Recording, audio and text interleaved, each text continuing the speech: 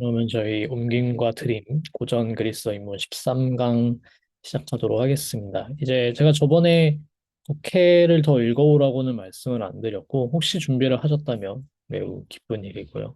오늘은 거기까지는 안 나가고 약간 문법 보충을 조금 하고 나서 네, 마무리를 하도록 하겠습니다. 그리고 다음 주에는 독해를 나가면서 그 다음 파트, 이제 저희가 파트 1의 섹션 1을 다 끝내고, 이제 다다음 주 정도면 독해를 거기서 마무리하고, 그 다음 섹션으로 넘어갈 텐데, 거기서는 이제 동사의 새로운 형태를 배워요, 저희가 드디어. 중간태 형태를 배우기 때문에 그 문법을 미리 배울 겁니다. 그래서 오늘은 조금 독해는 뭐 절반 정도 하고 나머지 절반은 문법을 조금 보충하도록 하겠습니다. 그러면은, 네, 선영님도 어려우시고요. 알겠습니다. 그러면은 바로 저번에 이어서 쭉 다시 읽어볼까요? 그러면은 오늘 스타트를 끊어주실 분은 혹시 김경선님 혹시 읽어주실 수 있을까요?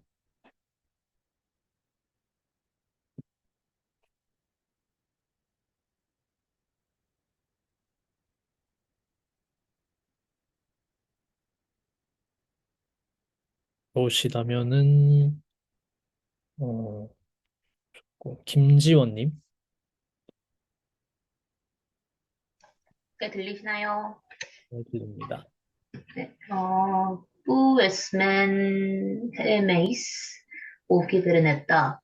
아라 보이스타시 우가르 사포스 오이다 에고게 에고가르 우덴 포로 디아덴 닉타 카이욱 오이다 bu esmen 어, 우리는 어디에 있는가? 키잡이요. 당신은 알고 있는가? 왜냐하면, 왜 이런 말을 하냐면, 나는 명확하게 알 수가 없기 때문이다. 어, 왜 또 이런 말을 하냐면, 나는 밤이기 때문에 아무것도 보이지 않는다. 그리고 그리고 나는 우리가 어디 있는지 알지 못한다. 네, 좋습니다. 잘하셨습니다. 네, 마지막에 카이 잘 해주신 것처럼 하다 보면은 자연스럽게 그래서가 나오죠. 사실 그래서 이 까이라는 거는 그리고라는 게 뭐 기본적인 뜻이긴 하지만 이렇게 연결이 자연스럽게 되는 경우에 그냥 씁니다. 그래서 뭐 번역에서 그냥 그래서라고 해도 무방하기 때문에 너무 기계적으로 갇혀 있을 필요는 없어요. 하다 보면은 이제 뭐 학교에서 문법을 배우다 보면은 그런 게 좀 갇히기 쉬운데 논리적으로 이어지는 얘기잖아요. 밤이라서 아무것도 안 보인다. 그래서 어디 있는지 모르겠다. 딱 이렇게 연결이 되기 때문에 자연스럽게 논리적 연결을 따라가도 괜찮습니다. 네, 그러면 처음부터 다시 보죠. 뿌 에스멘 헤메이스 오기 베르네다. 잘해주신 것처럼 뿌는 이제 어디에 라는 뜻의 의문사입니다. 그래서 끝에 저희 세미콜론 들어가 있죠. 이제 물음표로 보이셔야 돼요. 그리스어와 함께 그리스어 알파벳과 함께 세미콜론이 있으면 이게 물음표로 자연스럽게 보이게 될 때까지 네. 물음표라는 거를 항상 상기를 하시고요. 그래서 우리는 어디에 있느냐? 헤메이스가 이제 주어가 되겠죠. 그래서 동사는 에이미 동사의 1인칭 복수형 현재 형태 에스맨을 씁니다. 에스맨. 그래서 우리가 어디에 있느냐? 기잡이요. 그리고 아라오 이스타 쉬 하고 아라는 의문문 만드는 아라죠. 그래서 너는 알고 있냐? 오이스타라는 형태는 저희가 배우지 않은 형태인데 그리고 사실 불규칙이에요. 그렇기 때문에 2인칭 단수 현재 시제 시제 자체는 완료 시제예요. 사실 형태는 완료 시제 뜻으로는 이제 현재 의미 저번에 말씀드렸듯이 알고 있다라는 게 다 알아서 알을 가지고 있다라는 식으로 이해가 되기 때문에 항상 완료형을 씁니다. 그래서 너는 알고 있냐라는 뜻이 됩니다. 이제 왜 이런 말을 하냐면 나는 잘 모르니까 여기 에고 개가 나와 있죠. 그냥 에고만 써도 되는데 개를 붙이면 더 강조가 됩니다.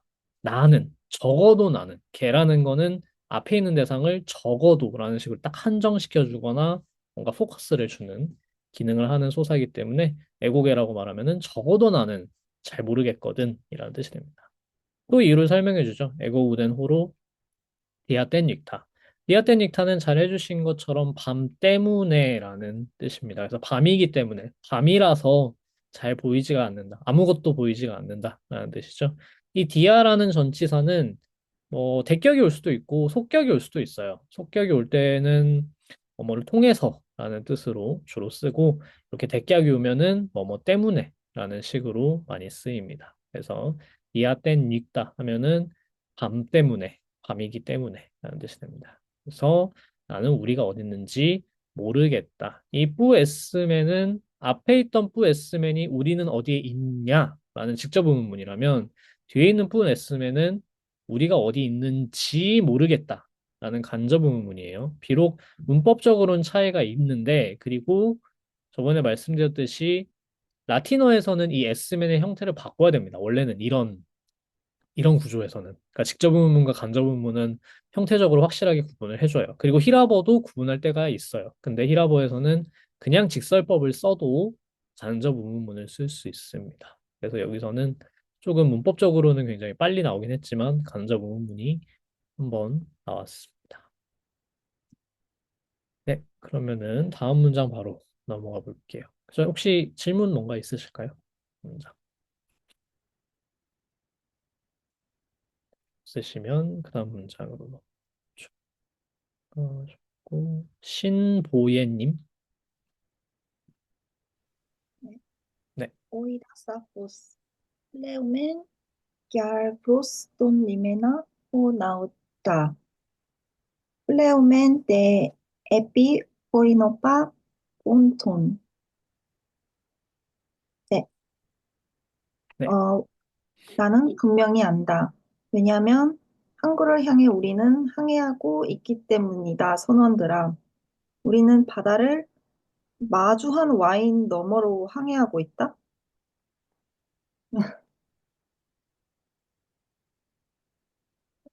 아, 오인 오빠를 와인을 마주한이라고 하신 네. 거죠? 네, 이게 굉장히 어려운 표현인데요. 네, 다시 보겠습니다. 같이 보죠. 오이다 서포스, 나는 분명하게 알고 있다. 플레오멘가 아르프로스 돈 리메나. 내가 왜 알고 있다고 얘기했냐면 하고 설명을 해주는 거죠. 이렇게 가르는 설명을 하는 얘기가 되기도 해요. 왜냐면은 우리는 항해하고 있기 때문에 항구를 향해서 여기 나우따는 한 명이죠. 나우따. 나우따는 한 명이기 때문에 나우 나우따이로 돼 있나요? 제가 혹시 잘못 적은 것 같은데. 나우떼스가 단수죠. 본문에 나우따이로 돼 있죠. 혹시 확인을 제가 오타를 낸 것 같은데.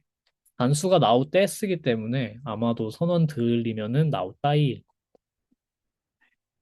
그다음에 그러면은 플레오멘 데삐 나우따인가요? 아 그러면은 그냥 단수 혹격이에요. 단수 혹격. 나우떼스면은 나우떼스 나우떼 나우따. 네, 단수 혹격으로 봐야겠네. 그러면은 단수 혹격으로 선원 한 명한테 얘기하는 겁니다. 그다음에 이제 그 랍소도스가 호메로스를 계속해서 이렇게 외우고 다니는 이상한 랍소도스죠. 그래서 갑자기 대화에 끼어듭니다. 이렇게 플레오멘 데비 오이노파 폰돈이라고 이제 이런 식으로 좀 랍소도스를 놀리는 거죠. 뭐 말만 하면은 호메로스 생각났다고 바로 이렇게 끼어드는 그런 게 있는데 이 플레오멘 정확하게 이 구절이 딱 나오진 않은데요. 비슷한 표현들이 많이 나와요. 특히 에피 오이노파 폰돈 그리고 플레오맨이라는 동사가 좀 많이 쓰인다라는 게 나와서 정확히 이 문장이 나오진 않는데 찾아보니까 이런 뭐 일리아스 7권이나 오디세이아 1권이나 뭐 이런 곳에 좀 비슷한 표현이 나옵니다. 그래서 이 오이노빠 뽐돈이라는 게 도대체 무슨 뜻이냐? 사실은요, 정확히는 아무도 몰라요. 정확히 아는 사람은 아무도 모릅니다. 그렇기 때문에 이미 호메로스에 쓰였던 형용사나 여러 단어들은 그 호메로스 문헌이 편찬된 기원전 2, 3세기 헬레니즘 시대 때도 이미 쓰이지 않던 단어들이었어요. 심지어 고전기 사람들도 가끔씩 호메로스의 이 단어는 지금 우리가 생각하는 단어랑 뜻을 다르게 해석해요. 그 정도로 호메로스가 쓰는 서사시의 언어는 굉장히 옛날 그리스어라서 약간 뜻이 애매하고 잘 모르는 경우가 있습니다. 그게 대표적인 게 이 오이노빠. 이제 주격으로는 오이노프스예요. 주격으로는. 그 오이노프스의 대격 형태가 이제 오이노빠인데요. 그래서 지금 문법적으로만 보면은 플레움에는 우리는 항해하고 있다라는 뜻이죠. 대는 이거는 소사의 대예요. 맨대 할 때 그 대. 그런데 하는 거죠. 근데 이제 대랑 에삐랑 붙었으니까 모음 두 개가 붙었으니까 하나를 생략해줘서 대삐가 된 겁니다. 아포스트로피 써주고. 근데 이 에피는 뭐 에피도 뭐 속격과도 쓸 수 있고 대격과도 쓸 수 있고 역격과도 쓸 수 있는데 대격과 함께 쓰이면은 뭐뭐를 향해서 뭐뭐 위로인데 이제 뒤에 전치사의 느낌을 보겠지만 위로라고 할 때 그 오버는 완전 이렇게 딱 위가 아니라 뭔가 위에서 이렇게 내리 누르는 느낌이랄까? 그런 느낌이에요, 에피는. 실제로 뭔가 얹혀 있으면은 그 위에 또 얹고 겹치고 이런 것도 에피라고 하고요. 아니면은 뭔가 파도가 이렇게 확 덮치는 느낌. 그런 것도 에피라고 해서 조금 에피는 공격적인 뜻이 또 많이 들어가 있어요. 그래서 어디로 공격해 들어간다, 쳐 들어간다라고 할 때는 에피를 접두사로 많이 붙입니다, 동사에. 그래서 여기에서는 이제 바다로 나간다고 할 때 조금 그런 햇비라는 것에서 이미 공간적인 의미뿐만 아니라 약간은 감정적인 바다에 나간다는 것의 어떤 감정적인 뉘앙스가 좀 들어가 있는 거고요. 오이노빠 폰톤이라고 할 때 폰톤은 그냥 폰토스의 대격 형태죠. 폰토스가 이제 바다라는 뜻입니다. 근데 그러면 이 문제의 오이노프스, 오이노빠는 뭐냐? 라고 하면은 오이노스는 일단은 포도주라는 뜻이에요. 이거는 확실해요. 그 라틴어에서도 위눔이고요. 오이노스, 위눔 비슷하죠. 그게 이제 와인이 된 거예요. 그래서 다 똑같은 어원이고요. 옵스라는 게 조금 애매한 표현인데 일단은 얼굴이란 뜻이에요. 얼굴. 근데 얼굴의 영어가 이제 face죠. face라는 게 표면이라는 뜻이 결국에는 surface죠. 그래서 surface. 그래서 이제 그 옵스라는 거는 결국 어떤 겉모습, 가장 겉에 있는 그 표면이라는 뜻입니다. 그래서 여기에서는 와인 페이스라고 할 때 와인을 마주한이라는 뜻이 아니라 와인 얼굴을 한이라는 뜻이에요. 직역하면은. 그래서 이게 사람들이 도대체 무슨 뜻이냐? 와인 페이스드가. 그래서 아마도 이제 이 페이스라는 건 아까 말씀드렸듯이 얼굴이라는 뜻이니까 어떤 표면의 색깔을 지칭할 때 많이 쓰여요. 다른 단어에도. 그래서 이제 이거를 와인색의라는 뜻이구나. 그래서 이 와인색이라는 게 도대체 뭐냐? 라고 해가지고 요즘에 많이 쓰는 번역은 와인 다크입니다. 결국에는 그 포도주, 적포도주의 어떤 어둡고 컴컴하고 칙칙한 그 색깔을 말하는 거 아니냐라고 이제 사람들이 추측을 하고요. 그러니까 여기에 두 가지가 걸려 있는 거예요. 첫 번째는 뭐냐면은 이때 말하는 와인이 도대체 정확히 어떤 와인이냐. 그러니까 이제 적포도주인지 백포도주인지도 모르고요. 일단은 대부분은 적포도주를 일단은 먼저 마셨어요. 그러고 이제 나중에 이제 백포도주가 생겼으니까 아마도 적포도주일 거다라는 식으로 얘기를 하고. 근데 이제 포도주도 그냥 포도주가 있고 물 섞어 마셨거든요. 이때는 포도주는 너무 그 그냥 만든 포도주는 너무 독하기 때문에 다 물을 섞어 마셨는데 항상 마실 때는 그러면은 이제 그때 색깔이라는 건 뭘까? 포도주의 색깔이란 뭘까? 붉은색일까? 검은색일까? 어떤 색일까? 저희는 모르잖아요. 그러니까 이제 정확히 어떤 색인지 모르고 두 번째로 그러면 일단은 가장 가능성이 높은 거는 적포도주의 검은빛이라고 할 때 왜 도대체 바닷물의 색깔이 검은칙칙하다는 거냐? 라는 식의 이제 궁금증이 생기면서 사람들이 이거에 대해서 엄청난 논문을 쓰기 시작합니다. 그래서 사실 유명한 주제예요. 호메로스의 그 와인다크에 대한 연구서 한 권짜리 이제 이 와인 다크만 하진 않았고 아마 호메로스에 나오는 색 표현 이런 걸로 이제 뭐 책이 많고요. 그거를 이제 시작으로 해서 사실은 그리스어, 라틴어의 색깔 표현이 우리랑 굉장히 달라요. 그래서 그 어떤 색깔에 대한 지각뿐만 아니라 색깔이라는 것에 대한 어떤 개념이 굉장히 달랐던 것 같다라는 생각을 되게 사람들이 이제 고전학자들이 좀 하는 것 같고 저도 그쪽을 정확하게는 잘 모르지만 아무튼 그래서 굉장히 연구 주제가 많습니다. 재밌는 부분입니다. 그래서 제가 이제 여기에 달아놓은 홈페이지가 약간 이거에 대해서 좀 영어긴 하지만 친절하게 설명하고 있어서 번역기 돌리면은 뭐 간단하게 읽을 만한 글이 나오기 때문에 네 요즘 많이 편해졌죠. 번역기 돌리면 웬만하면 번역을 잘 해줘가지고 저도 이런 거 읽을 때는 그냥 번역기 돌려서 대충 했습니다. 그래서 이거를 보시면 좀 도움이 될 거예요. 네, 김민우 선생님. 천병희 교수님 역의 오디세이야. 해뜰 무렵, 해질 무렵의 바다를 검붉은 색으로 보았다는 이야기가 있어요. 맞아요. 그게 이제 또 한 가지 해석입니다. 그러니까 전체적으로 보면은 해석은 두 가지가 싸운다고 생각하면 돼요. 하나는 뭐냐면은 이걸 리얼하게 읽자. 리얼하게 읽어서 실제로 어떤 시점에 보였던 그 바다의 모습을 이제 와인다크로 보이니까 그때는 해뜰 무렵이나 해질 무렵에는 실제로 어떤 검붉은 빛이 보이니까 그거를 이제 바다 색으로 본 거다라고 해석하는 방향이 있는데요. 이제 이런 해석의 문제점은 뭐냐면은 실제로 작중 배경이 해뜰 무렵, 해질 무렵이 아닌데도 와인다크라는 단어를 써요.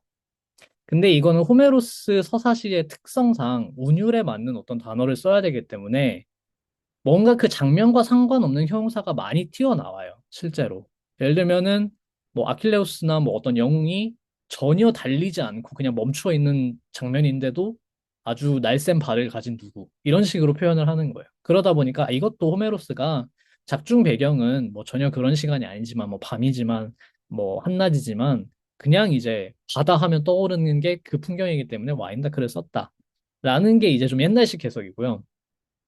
이제 좀 더 호메로스를 문학적으로 읽고 싶어 하고, 호메로스의 어떤 리얼리즘이라는 게 너무 과장이 되어 있다. 사실은 호메로스의 리얼리즘과 베르길리우스의 로맨티시즘이라는 이 이분법이 굉장히 강력했기 때문에, 근데 실제로 보면은 그렇지만은 않다. 호메로스한테도 굉장히 문학적이고 환상적이고 로맨티시즘적인 표현이 많고, 베르길리우스도 굉장히 사실적인 표현들이 많다라는 식의 어떤 뭐 리액션 같은 것이 생겨나면서 이 와인다크라는 것도 일단 색깔은 그게 맞아요. 색깔은 그 어떤 검붉은 색이지만 이 검붉은 색을 통해서 말하려는 거는 어떤 리얼리즘으로만 그치는 게 아니라 굉장히 그 불길한 색깔이라던가 어떤 술이라는 그거에서 떠오르는 어떤 광란이나 어떤 폭력적인 그런 감정이라던가 뭔가 그런 거를 표현하려고 하다 보니까 이 와인다크라는 특이한 표현을 쓴 게 아니겠냐라는 식의 좀 더 상징적이고 뭔가 문학적인 뉘앙스를 읽어내려는 해석이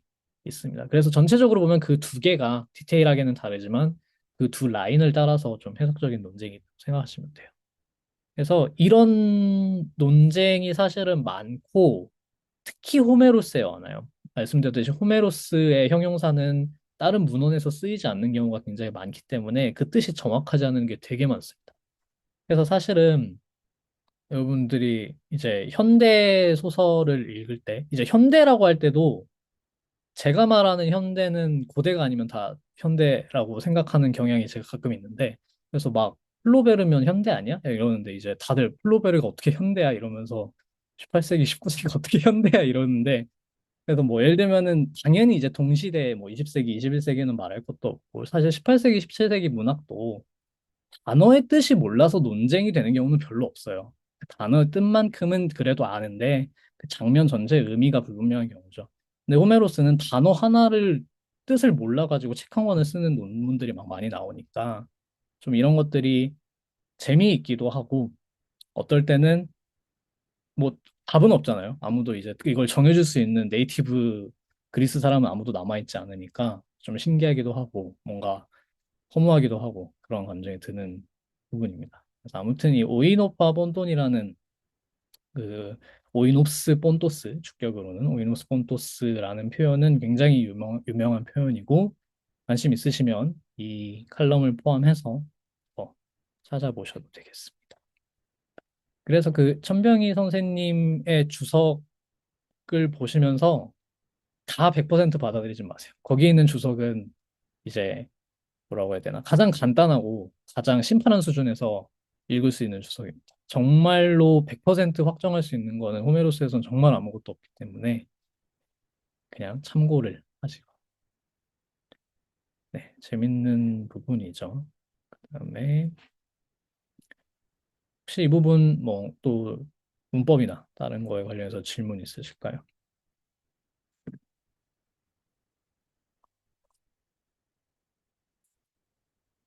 없으시면 다음 문장으로 넘어가죠. 그러면 다음 문장을 유지수님 혹시 가능하실까요?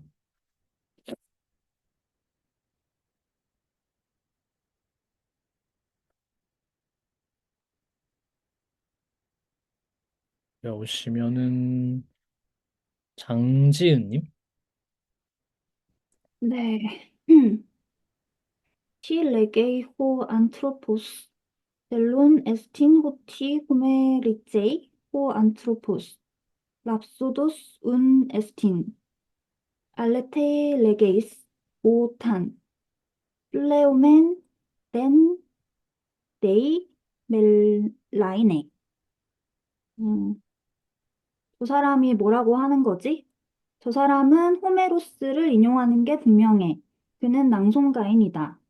너는 진실을 말한다, 친구야. 우리는 검은 배를 타고 간다. 네, 좋습니다. 좋습니다. 네, 그래서 처음부터 다시 보면은 띠레게호 안트로포스 이 사람이 무슨 말을 하는 거냐? 여기서 띠는 이제 what이라는 뜻의 의문사죠. 그래서 악센트 보시면은 안 바뀌죠. 그라브로 안 바뀌고 이제 어큐트로 남아 있습니다. 그다음에 델로네스틴 호띠. 이 델로네스티 호띠라는 구문이 굉장히 자주 나오는 구문이에요. ST는 사실 생략돼도 되기 때문에 그냥 델론 호띠라고 할 때도 많습니다. 이때 델로네스틴의 주어는 따로 뭐가 없어요. 그냥 비인칭 구문입니다. 그냥 이제 영어에서도 뭐 날씨 얘기할 때 주어가 따로 없으니까 그냥 it's hot, it's sunny 이러죠. 이런 그런 이처럼 특정한 뭔가를 가리키기 위해서 쓰는 3인칭이 아니라 그냥 일반적인 사태, 상황을 나타내기 위한 그거를 비인칭 구문이라고 합니다. 그 비인칭 구문의 대표적인 그 예시 중 하나가 이 델로네스틴, 호띠라는 구문이에요. 그래서 실제 주어는 이 호띠 이하인 거죠.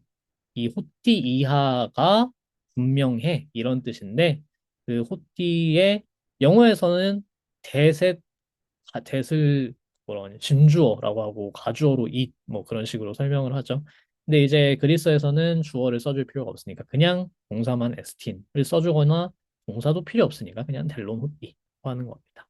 그리고 이 비인칭일 때는 항상 중성 형용사를 써야 됩니다. 중성 단수. 그래서 델론이 나와. 델로스 에스틴이라고 하면은 주어가 있는 거예요. 그거는 인칭 주어가 있는 거. 뭔가 남성 명사가 분명해. 라고 할 때는 델로스 에스틴.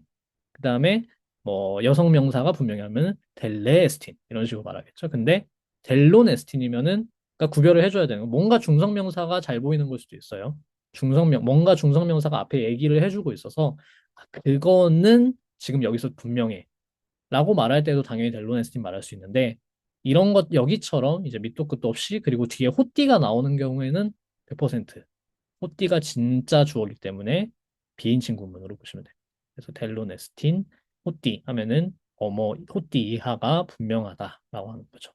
뭐가 분명하냐면 호메리제이 호 안트로포스. 이제 호메리제이라는 동사는 저번에 말씀드렸듯이 호메로스 인용하다, 호메로스를 뭐 말하다, 호메로스 식으로 말하다 이런 뜻입니다. 이 사람 호메로스식으로 말하는 게 분명해. 그래서 그러니까 이 사람은 그 랍소도스 낭송가인인 것이군 뭐 이런 뜻인 거죠. 우는 어떤 추론의 결과라고 해야 될지 이 앞에 나온 이 말의 결과나 논리적인 귀결 같은 이야기입니다. 아, 그러니까 이 사람은 랍소도스인 거네 이렇게 말하는 거죠. 그러니까 알레테 레게이스 오딴 이 딴은 뭐 써 정도의 굿 프렌드라고 돼 있지만 그냥 미스터죠. 그래서 굉장히 그 잘 맞는 말이다. 너는 맞는 말을 하고 있다. 친구야. 라고 할 수도 있고 우리말로 하면은 이제 아 맞습니다 사장님 뭐 이런 느낌입니다. 그래서 또 호메로스를 인용하죠. 플레오멘 덴 네이 멜라이네. 이 네이는 나우스라는 명사, 배라는 뜻의 나우스라는 명사의 역격 형태이고요. 거기에 이제 멜라이네 하고 형용사가 붙은 겁니다. 아직 다 안 배운 형태이기 때문에 여기는 어려워요. 그러니까 뭐 이 주격에서 역격으로 어떻게 가는지는 아직 안 배웠기 때문에 아, 그냥 역격이구나를 알고 계시면 됩니다. n이 있기 때문에 n 뒤에 역격이 와야 되죠. 그래서 검은 배 안에 이것도 도대체 왜 검은 배냐? 라는 것에 대해서 정설은 여전히 100%는 아니에요. 100%는 아닌데 아마도 이거는 좀 논란이 많지는 않은데요. 아마도 그 예전에는 그 배라는 거는 나무로 만든 다음에 뭔가 처리를 해야 될 거 아니에요? 그렇지 않으면 뭐 당연히 물에 뭐 젖고 해가지고 그 못 들 수도 있고 뭔가 썩거나 하겠죠. 그래서 그걸 막으려고 뭘 했냐면 타르를 발랐어요. 근데 이제 그게 검었죠. 탈을 바르면 검으니까 그 역청 바른 거가 검게 되니까 검은 배라고 했을 것이다. 라는 것이 이제 정석적인 설명이고요. 뭐 모르겠어요. 이거에 대해서는 뭔가 이거에 대항하는 해석이 있는지는 잘 모르겠는데 어, 뭐 다르게 해석할 수도 있을 수도 있죠. 하지만 일단 정설은 그겁니다. 지금. 그래서 메인 엘라이네라는 거는 그런 표현이고요. 질문 주신 것 중에 하나가 새벽인데도 장밋빛 손가락인 에오스도 논문이 있고 그러나요? 라고 질문 주셨는데 에오스의 장밋빛 손가락은 쉽게 설명이 되죠. 그 동틀역에 그 해가 뜨는 그 동틀역의 빛입니다. 정말로 장밋빛 손가락. 그래서 에오스는 항상 장밋빛 손가락으로 나옵니다. 물론 어떤 작중 배경이 새벽이 아닐 때도 있어요. 에오스가 꼭 새벽에만 나오진 않기 때문에 당연히 의인화가 되면은 그냥 이제 새벽이 아니라도 나올 수 있죠. 뭐 그때도 장밋빛 손가락이라고 합니다. 그냥. 그래서 항상 그런 신에 붙이는 별칭을 이제 에피테톤이라고 해요. 영어로 에피셋이라고 하는 에피테톤이라고 해서 이제 뭐 별칭이라고 할 수도 있고 뭔가 그냥 음, 부가적인 뭔가 형용사라고 해야 될지 아무튼 그런 것들이 있는데 그 에피tet이 호메로스에는 굉장히 많이 나옵니다. 그런 게 이제 정형구라고 해요. 포르물라라고 해서 이제 정형구가 많아야지 정형구 없이 어떻게 이걸 다 외우겠어요. 이거 다 외워서 실제로 낭송을 한 번에 했을지는 모르겠지만 적어도 뭐 끊어서라도 어떻게든 했겠죠. 그러니까 이제 그 정형구가 많아야지 시를 쓸 때도 쉽고 왜냐면 딱 이 자리에 모듈처럼 돼 있는 거예요. 일종의 모듈이 돼 있어서 아, 이 운율에는 이 말을 딱 쓰면 되겠다라고 그냥 써버리고 외울 때도 그냥 계속해서 반복적인 그게 생기니까. 그래서 예를 들면 그런 장면이 되게 많잖아요. 제우스가 예를 들면 헤르메스한테 시켜가지고 야, 너 누구한테 가서 뭐라고 말하고 와 이러잖아요. 그러면은 제우스가 헤르메스한테 한 대사를 똑같이 헤르메스가 그 사람한테 해요. 똑같이. 근데 왜 약간 뭐 격을 바꿀 수도 있고 시제가 바꿀 수도 있고 뭐 그런데 대부분은 다 똑같이 써요. 이제 그런 게 이제 외우기 쉽고 뭔가 반복을 시키는 거죠. 근데 이제 이런 게 나중에 보면은 촌스럽잖아요. 그래서 그거는 이제 옛날 구전 전승에 뭔가라는 게 딱 이 사람들도 보이니까 로마 시대 가서 베르길리우스 같은 사람이 이제 서사시 쓸 때는 그런 걸 다 없애버립니다. 그래서 이제 좀 뭐랄까 이 구전 전승 시대에 자연스럽게 어떤 생겨난 문학이라는 거랑 문학의 시간이 굉장히 흐르고 나서 글을 쓰고 어떤 한 시인의 뭔가의 관점에서 그 사람의 미학적인 어떤 규칙에 따라서 규범에 따라서 정돈된 문학의 성격은 굉장히 달라요. 그래서 사실은 호메로스랑 베르길리우스랑 비교하면은 정말 많이 다릅니다. 그걸 비교할 수 있는 어떤 기회가 있으면 좋을 텐데 호메로스만 읽어도 바쁘고 베르길리우스만 읽어도 바쁘기 때문에 굉장히 어려운 일. 언젠가는 그럴 수 있도록 네, 열심히 공부해야죠. 아, 네, 제가 못 볼 때가 있기 때문에 네, 기다려 주셔야 됩니다. 그러면은 다음 문장으로 넘어가죠. 그러면 그 다음에 전민규님 읽어주시.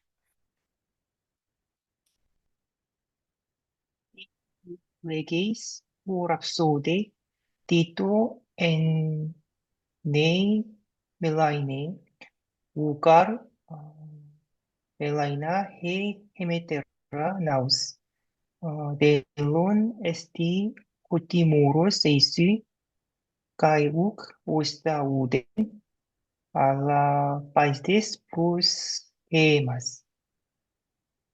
무슨 말을 하는 건가요? 낭송 가인이여. 검은 배로 항해한다니. 우리 배는 검지 않으니 말입니다.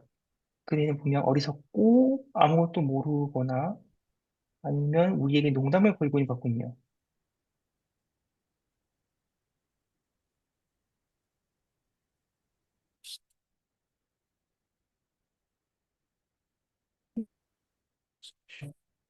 고, 오이스타 우덴 뭐또 있고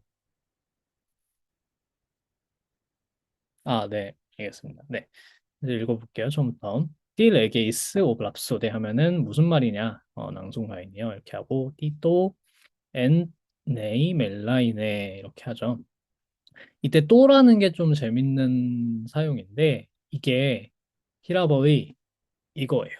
코테이션 마크 이거거든요. 그래서 또가 어떤 어구나 문장 앞에 딱 붙으면은 큰 따옴표 씌우는 것처럼 인용을 하는 겁니다. 그래서 뭐뭐라는 것이라는 표현이 돼요. 사실은 그래서 히라버의 관사는 이거 정관사잖아요. 중성 정관사, 중성 단수 정관사인데 이 중성 단수 정관사는 정말로 많이 이것저것 쓰입니다. 온갖 기능을 합니다. 그래서 부정사에도 붙어요, 심지어.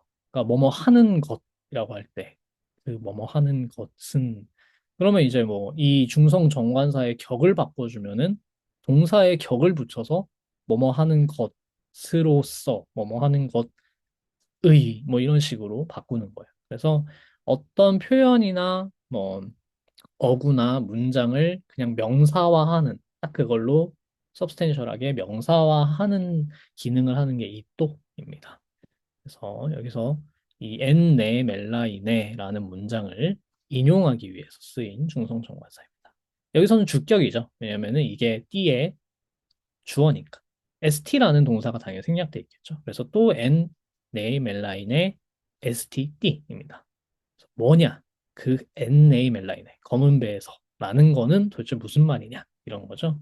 왜냐하면 우가르 멜라이나 헤메타라 나우스. 왜냐하면 우리의 배는 헤메타라 나우스 이게 주어죠. 우리의 배는 검지 않으니까.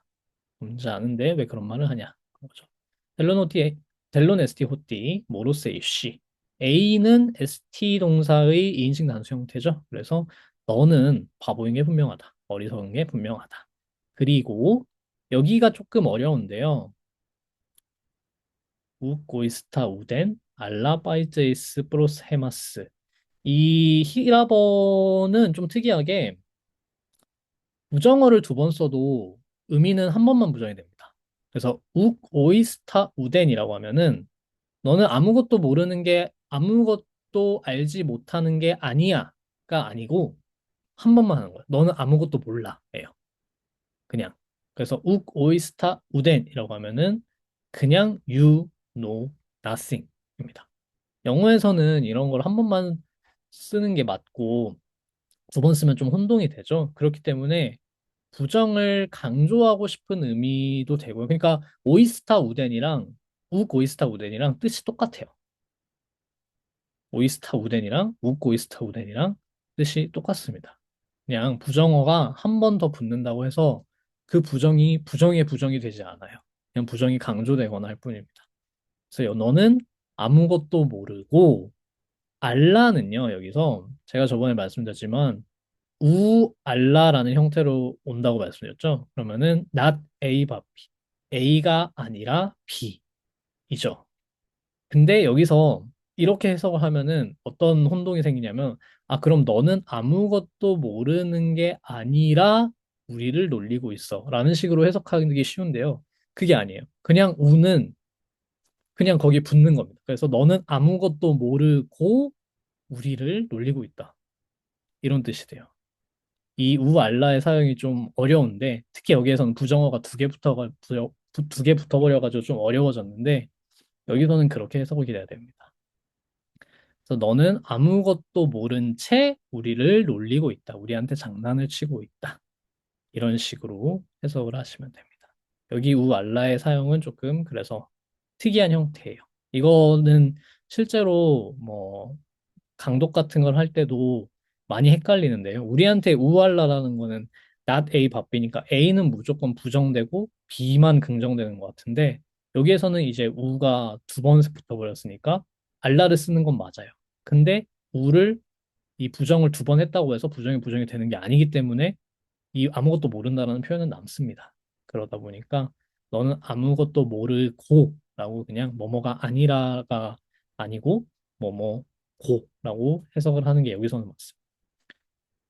굉장히 히라보의 좀 독특한 표현이에요. 이거는 설명을 해도 조금 어려운데 이런 식으로 많이 씁니다. 우고이스타 우덴 알라 아이제이스 프로세마스라고 하면은 너는 아무것도 모르고 우리한테 장난을 치고 있다. 이런 뜻입니다.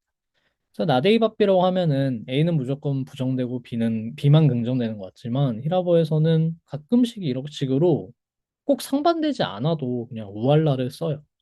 이렇게 쓰기도 하고 좀 다른 표현들에서도 가끔 이렇게 나올 때가 있습니다.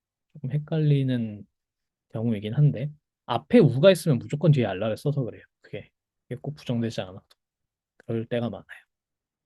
그래서 여기는 그렇게 보시면 되겠습니다. 그러면은 그 다음 문장으로 넘어가 볼게요. 혹시 질문 있으시면 네, 해주시고요. 다음은 그러면 한 바퀴를 다 돌아서 문장. 음,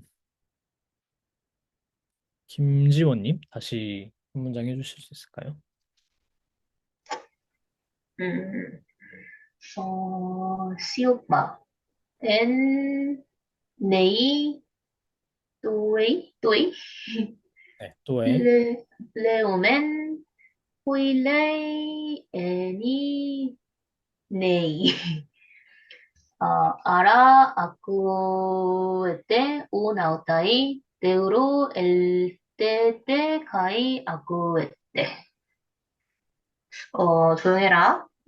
우리는 재빠른 배로 항해 중이다. 비어있는 배로. 어, 소문들이요? 들리는가? 음, 잠깐만, 뭔 소리지? 여기 와서 들어라. 네.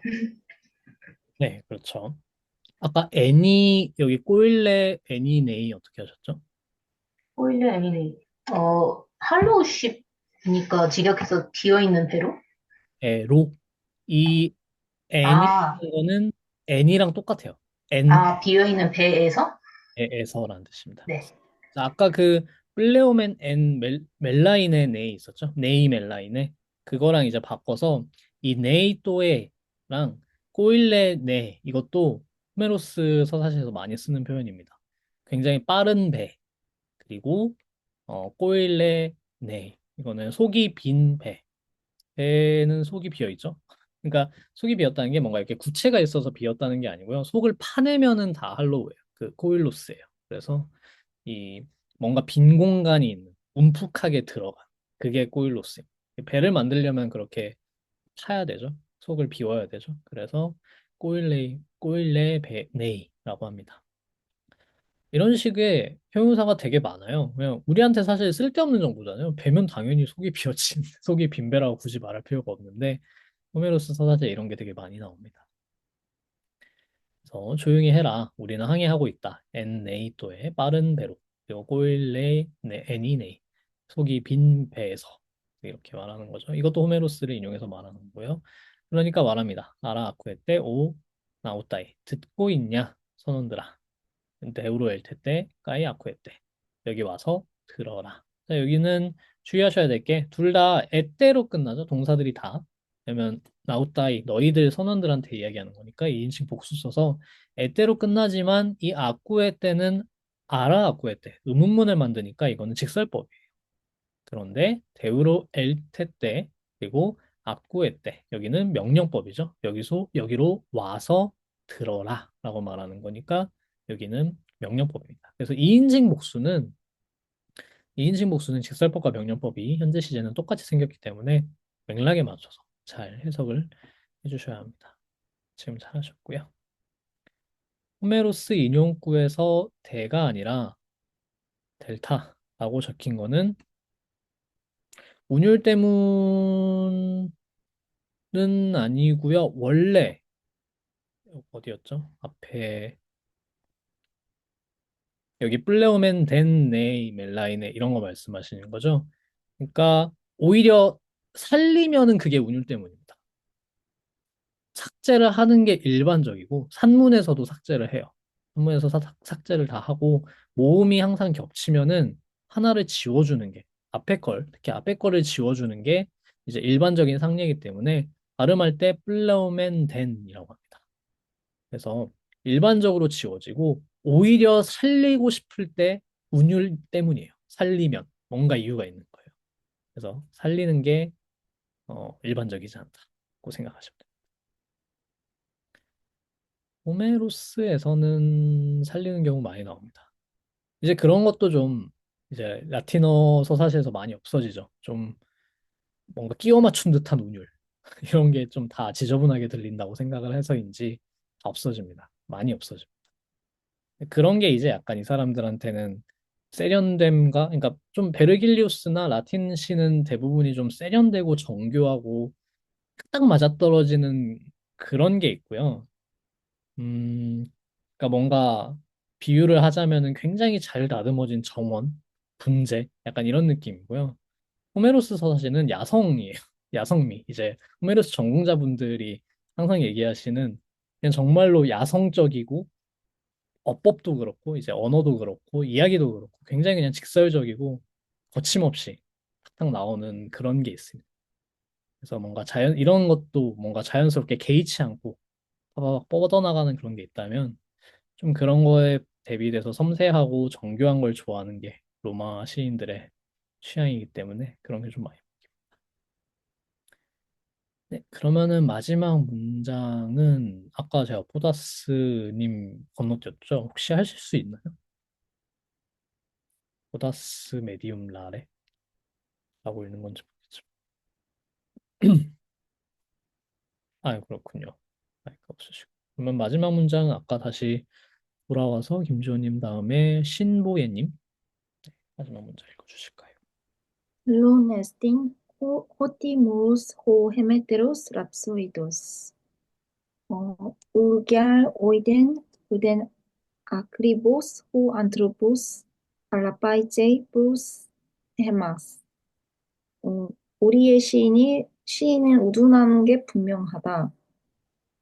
이 사람은 정확히 아무것도 알지 못하며 다만 우리를 향해 농담하거나 장난칠 뿐이다.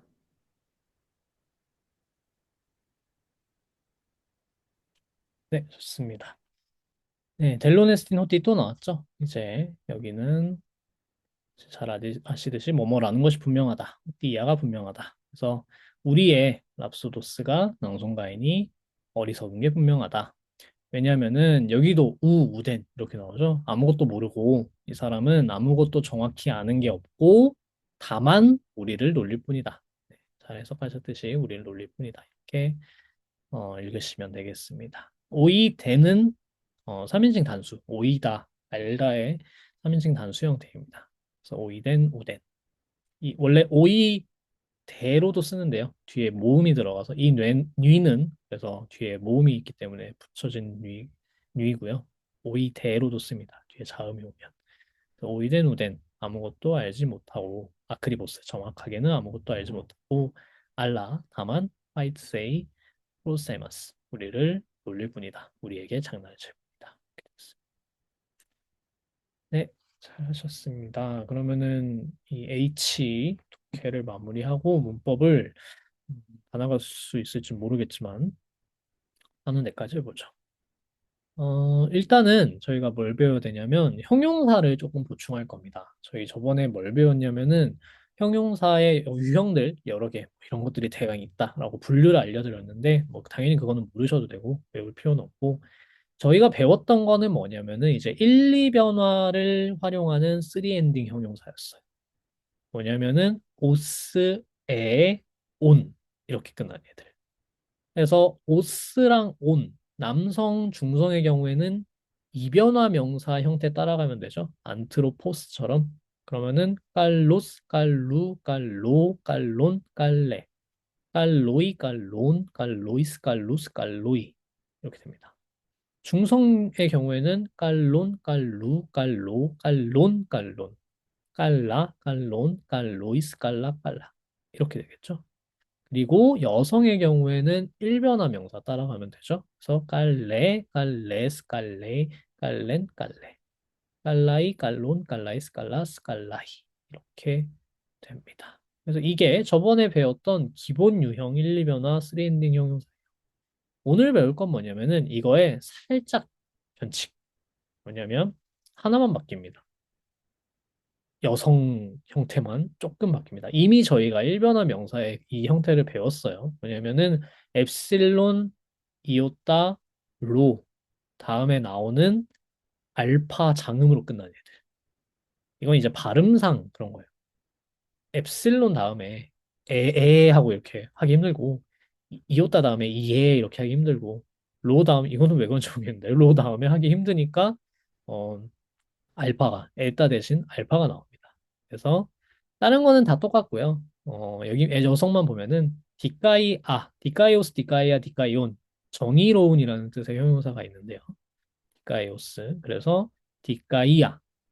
자, 여기 액센트를 잘 보셔야 되는데 원래는 디카이오스 남성 주격 단수형을 기준으로 퍼시스턴트니까 D에 와야 돼요. 첫 번째 이오따에 와야 돼요. 근데 여기로 왔죠? I로 왔죠. 왜냐하면은 이 알파가 장음이니까. 근데 사실은 제가 여기 마크론 표시를 장음 표시를 해놨지만 원래는 없잖아요. 문헌에서 없잖아요.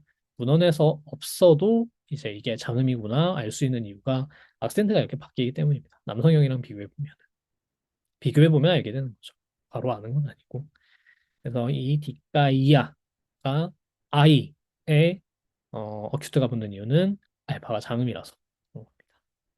그래서 디까이아스, 디까이아, 디까이안, 디까이아 되겠죠? 그 다음에 디까이아이, 디까이온, 디까이아이스, 디까이아스, 디까이아이 이렇게 여기만 여성형만 바뀝니다. 나머지는 이제 이변화 그냥 그대로 아까랑 똑같이 따라가면 돼요. 그리고 주의할 거는 아까는 칼로스 같은 경우에는 이 속격 역격에서 깔론, 깔로이스 고각센트 들어갔죠? 깔레, 깔라이스 깔론, 깔로이스 맞죠? 근데 디카이오스에서는 울티마가 아니기 때문에 다시 말해서 마지막 음절에 악센트가 오는 게 아니기 때문에 그냥 규칙 따라서 변해줍니다. 장음됐으니까 하나 밀어주고 장음됐으니까 하나 밀어주고 장음됐으니까 하나 밀어주고 장음됐으니까 하나 밀어주고 식으로 규칙에 따라서 그 저희 모라에 관한 매우 복잡했던 규칙 배웠죠. 그거에 따라서 바뀔 뿐입니다. 당연히 뭐 악센트까지 다 알고 계실 필요는 없다고 제가 누누이 말씀드리고 있습니다. 특히 명사 형용사는 동사의 경우에는 조금 알고 계실 필요가 있다. 동사의 경우. 동사 형용사는 뭐 어느 정도는 괜찮습니다. 그래서 이게 1, 2변화 3엔딩 형용사의 유형 B 기본 형태에서 엡실론, 이오타, 로 다음에 나오는 경우에 에따가 아니라 알파로 특히 장음 알파로 더 자세히 말하면 장음 알파로 바뀐다. 이 부분만 기억을 해주시면 되겠습니다. 그 다음에 볼 거는 뭐냐면은 전치사를 들어갈 건데 전치사는 뭐 자세히 볼 것은 아니고요. 그냥 간단하게 개념만 설명을 드리면은 뭐 다 아시는 거지만 전치사의 기본적인 개념은 이제 물리적인 구체적인 의미로는 장소, 운동, 방향, 시간 등을 나타내죠. 그래서 어디 어디로, 어디 어디에, 어디 어디로부터 뭐 이런 위치 관계 또는 방향, 좀 시간에 쓰는 경우는 공간을 비유해서 쓰는 거죠, 사실은. 그 시간 속에서, 그 시간으로, 그 시간 동안 이런 조금 비유적인 의미로 들어가는 거고 좀 더 추상화를 시키면은 원인이 될 수도 있고 뭐뭐 때문에 대리가 될 수도 있고 뭐뭐 대신에 그리고 연관성 뭐뭐와 관련해서 이런 걸 수도 있죠. 그래서 물리적인 의미를 쓸 수도 있고 추상적인 의미를 쓸 수도 있고 그리고 히라버에서 그리스어에서 이제 전치사의 가장 중요한 특징은 특정한 격과 함께 쓰인다는 겁니다.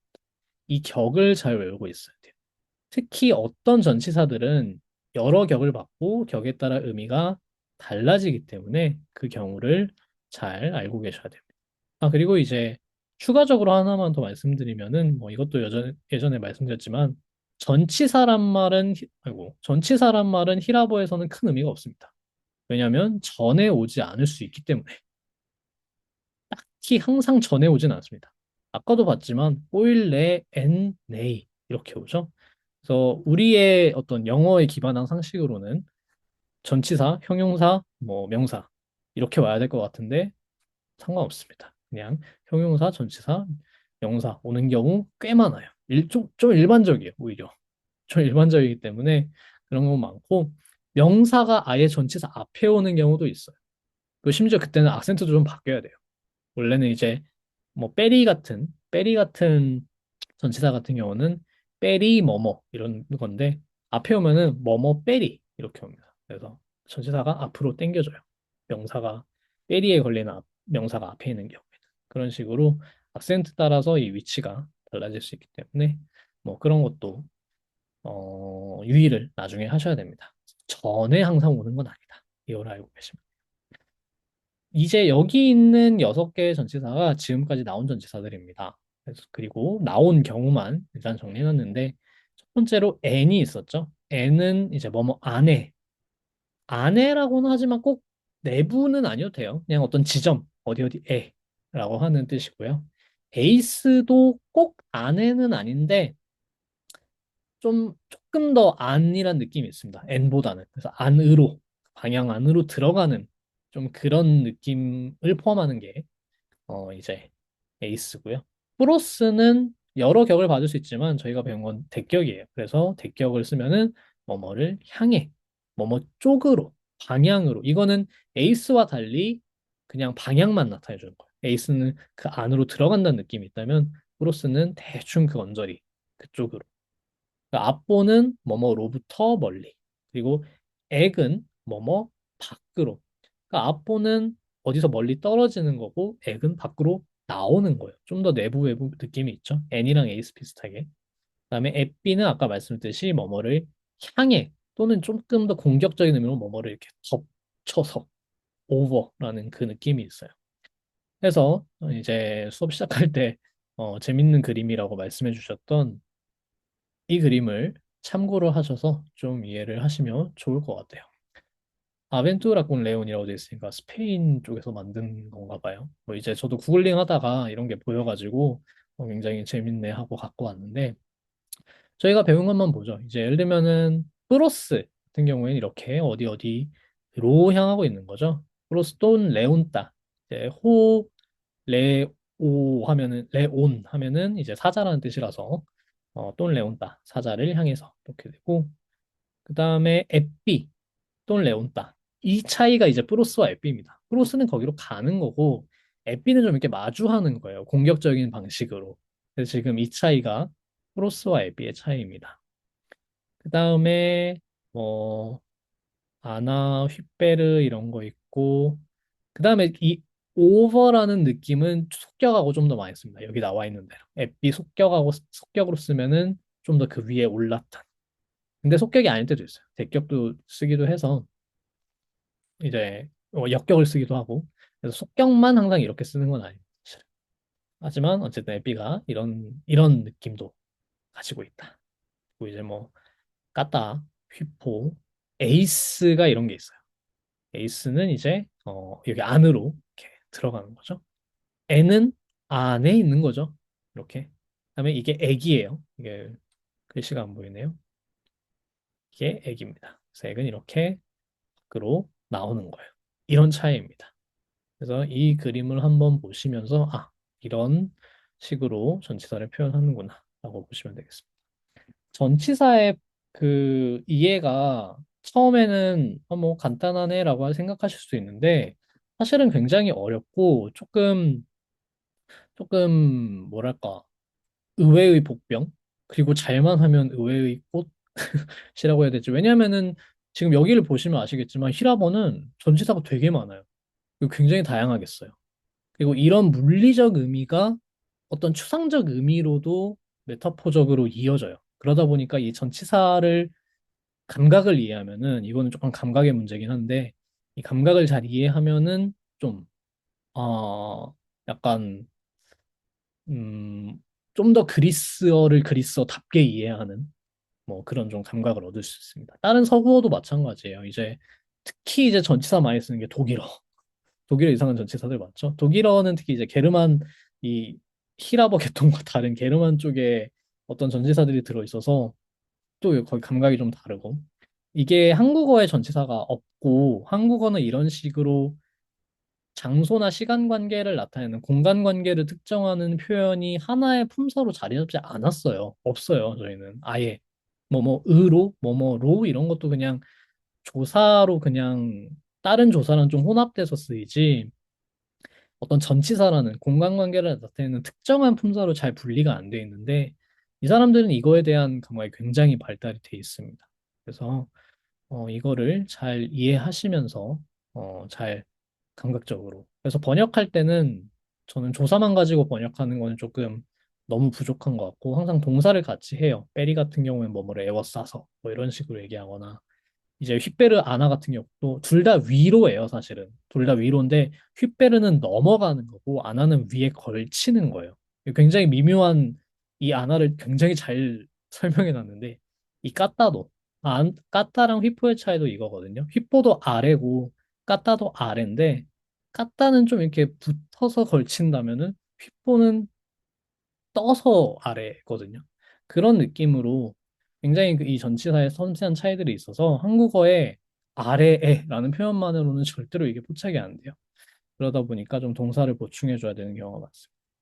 아무튼 그래서 이 전치사에 대한 감각, 이 그림과 함께 조금 같이 공부해 보시고 앞으로 읽을 문장들을 통해서 이 전치사에서는 이런 뉘앙스가 있구나, 이런 감각이 있구나라는 거를 좀 알아가시면 되겠습니다. 그렇죠. 한국어는 김민호님 말씀대로 명사와 조사의 연결을 통해서 나타내죠. 근데 그 조사라는 것이 굉장히 이 전치사에 풍부한 전치사에 비해서 좀 많이 부족하죠. 저희한테는 뭐뭐에, 뭐뭐로, 뭐뭐부터, 뭐뭐까지 뭐 이런 식이라서 약간 그 위치 관계를 정확히 나타내기가 조금 어려운 지점들이 있어요. 네, 네, 보다스님 말씀대로 그리스어가 특히 고전어가 특히 문법을 배울 때 다른 서구어는 다른 이제 현대어 프랑스어 뭐 프랑스어 독일어 영어 다 스페인어 다 말하는 사람들이 있잖아요. 그래서 사실은 문법을 몰라도 그 사람들 말하는 걸 따라하고 얘기하다 보면은 자연스럽게 들어요. 귀로 배우는 거죠. 귀로. 근데 히라버는 귀로 배울 수가 없어요.